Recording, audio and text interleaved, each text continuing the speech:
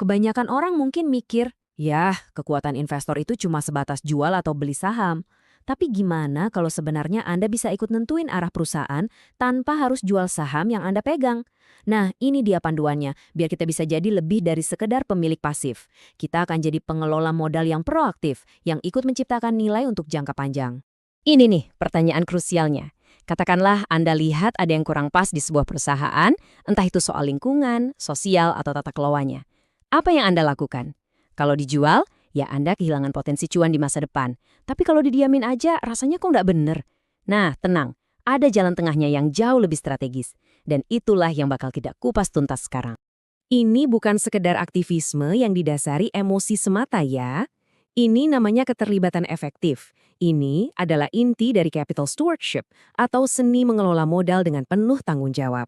Anggap aja ini cara Anda memakai hak suara dari saham yang Anda punya untuk mendorong perubahan ke arah yang lebih baik, sekaligus tentu saja melindungi nilai investasi Anda sendiri. Oke, ini dia peta perjalanan kita. Kita bakal mulai dari dasarnya dulu, terus kita lihat siapa aja pemainnya, kita bongkar aturan mainnya supaya sukses, kita pelajari kapan harus naikin tekanan. Dan terakhir, kita rangkum semuanya dalam satu kerangka kerja yang solid dan gampang dimengerti. Baik, mari kita mulai dari elemen pertama. Siapa saja yang terlibat? Dalam dunia keterlibatan investor, ada dua pendekatan utama. Anda bisa bergerak sendiri, atau Anda bisa membentuk tim. Masing-masing tentu punya plus-minusnya. Yuk, kita bedah satu persatu. Kalau bertindak sendirian, ibaratnya Anda itu solois. Cepat, lincah, bisa ambil keputusan tanpa perlu rapat panjang. Tapi, yaitu, suara Anda mungkin cuma terdengar seperti bisikan. Nah, di sisi lain, kalau bergerak bareng-bareng dalam sebuah koalisi, pesan Anda itu jadi kayak paduan suara yang megah, jauh lebih kuat. Tentu saja, ngatur paduan suara itu ada tantangannya sendiri kan? Perlu koordinasi, perlu ada kesepakatan bersama. Nah, kalau Anda pilih jadi solois, ada jenjang eskalasinya yang alami. Jadi, Anda nggak langsung datang sambil bawa toa dan teriak-teriak. Prosesnya itu dimulai dengan elegan. Misalnya, kirim surat umum dulu untuk kasih sinyal ekspektasi tahunan. Kalau dicuekin, baru pendekatannya dibuat lebih personal dan spesifik. Kalau masih buntu juga, barulah tekanan ditingkatkan. Mulai dari dialog privat yang intensif, sampai akhirnya bikin pernyataan publik. Ini pendekatan yang terukur dan sangat strategis. Kolaborasi itu jadi kunci, terutama untuk isu-isu sistemik yang nggak mungkin diselesaikan sendirian. Dengan gabungin sumber daya, bobot tekanannya jadi jauh lebih signifikan. Tapi, ada satu aturan main yang super penting, hindari yang namanya acting in concert. Kenapa? Karena kalau kolaborasi Anda terlalu terstruktur, regulator bisa menganggap Anda ini kelompok yang niatnya mau mengambil alih perusahaan. Nah, itu bisa jadi masalah hukum yang serius loh. Terus gimana dong caranya kolaborasi tapi tetap aman? Nah, ini dia solusinya yang cerdas. Muncul platform-platform global kayak PRI atau Climate Action 100+. Anggap aja mereka ini semacam safe house atau fasilitator. Di sini, para investor bisa ngumpul, diskusi, bagi-bagi riset dan nyatuin strategi, tanpa perlu takut dituduh acting in concert. Mereka nyediain infrastruktur biar kolaborasinya efektif dan legal. Biar kebayang seberapa dahsyat dampaknya, kita intip data dari salah satu grup ini, yaitu Climate Action 100+. Fokus mereka adalah menekan perusahaan-perusahaan dengan emisi karbon terbesar di dunia. Sebelum ada gerakan bareng-bareng dari CA100+, cuma 5 dari perusahaan target mereka yang punya komitmen nol bersih. 3 tahun kemudian setelah ditekan bareng-bareng, angkanya melonjak jadi 111. Dari 5 ke 111, ini bukti paling nyata kalau uang yang ngomong bareng-bareng beneran didengerin. Nah, kisah ini contoh yang sempurna banget, berawal dari laporan media yang bikin kaget. Investor langsung gerak. Langkah pertama, kirim surat rame-rame. Hasilnya, dicuekin. Tapi mereka nggak nyerah dong, mereka naik level eskalasi. Bawa perangnya ke ranah publik dengan ngajuin resolusi resmi di RUPS. Memang butuh beberapa tahun, tapi dukungan investor lain makin banyak. Sampai akhirnya, resolusi mereka didukung oleh hampir 30% pemegang saham. Angka segitu udah nggak mungkin diabaikan. Akhirnya, perusahaan nyerah dan setuju buat berubah. Sebuah kemenangan yang diraih lewat eskalasi yang sabar dan strategis. Jadi, gimana caranya biar keterlibatan kita ini berhasil? Entah itu kita jalan sendiri ataupun bareng-bareng. Untungnya, ada 6 aturan emas dari Investor Forum yang bisa kita jadikan panduan. 3 aturan pertama ini adalah fondasinya.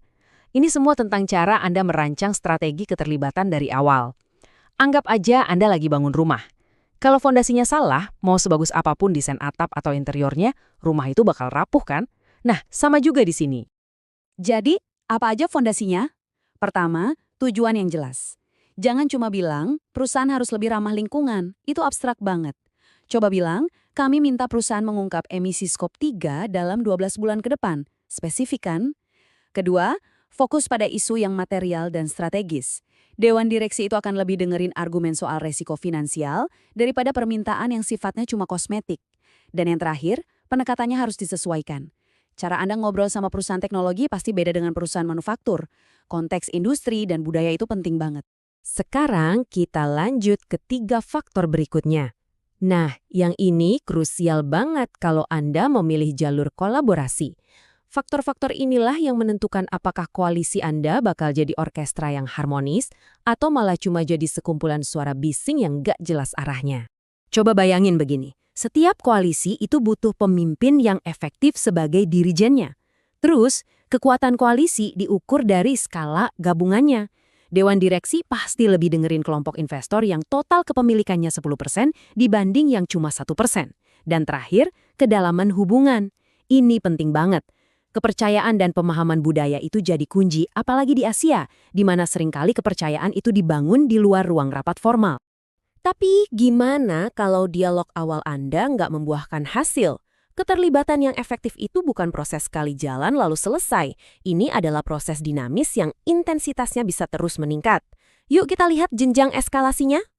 Dimulai dari yang paling halus, masih di ranah privat, tapi intensitasnya lebih tinggi. Misalnya langsung ngomong sama Dewan Direksi.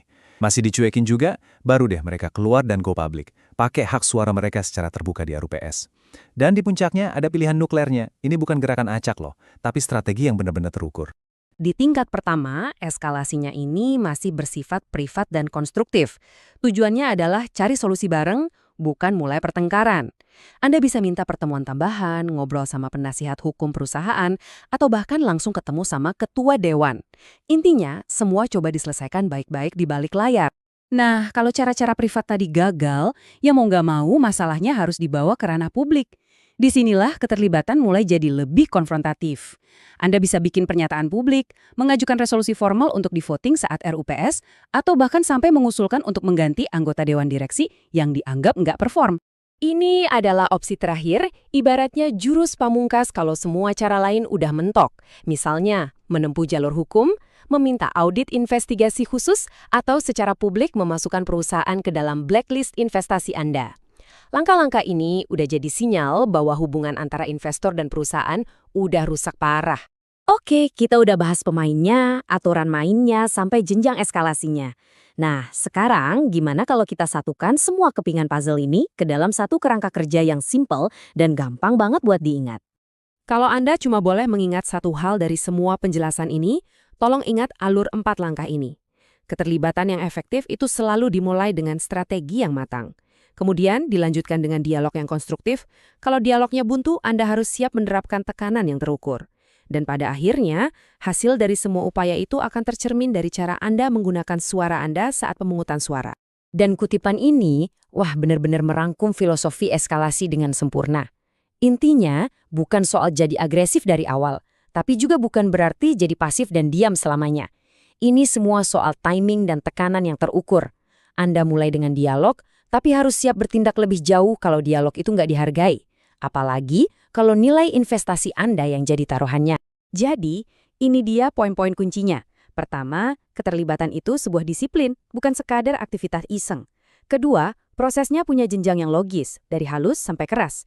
Ketiga, kunci suksesnya ada di persiapan dan strategi yang matang. Keempat, kolaborasi itu bisa jadi senjata ampuh, tapi harus dikelola dengan hati-hati. Dan yang terakhir, jangan pernah lupa, kalau keterlibatan itu adalah percakapannya, maka pemungutan suara adalah vonis akhirnya. Pertanyaan ini bukan cuma buat direnungkan ya. Ini adalah ajakan untuk mengubah cara pandang Anda. Dari yang tadinya mungkin cuma investor, menjadi seorang pemilik yang aktif dan konstruktif. Dengan panduan ini di tangan, gimana cara Anda akan menggunakan suara dan modal Anda untuk ikut menciptakan nilai jangka panjang? Terima kasih banyak sudah menyimak pembahasan kali ini. Kami pasti akan kembali lagi dengan topik-topik menarik lainnya. Kalau ada konsep yang ingin kami bedah lebih dalam atau ada pertanyaan seputar keterlibatan investor, jangan ragu-ragu untuk menuliskannya di kolom komentar di bawah. Sampai jumpa!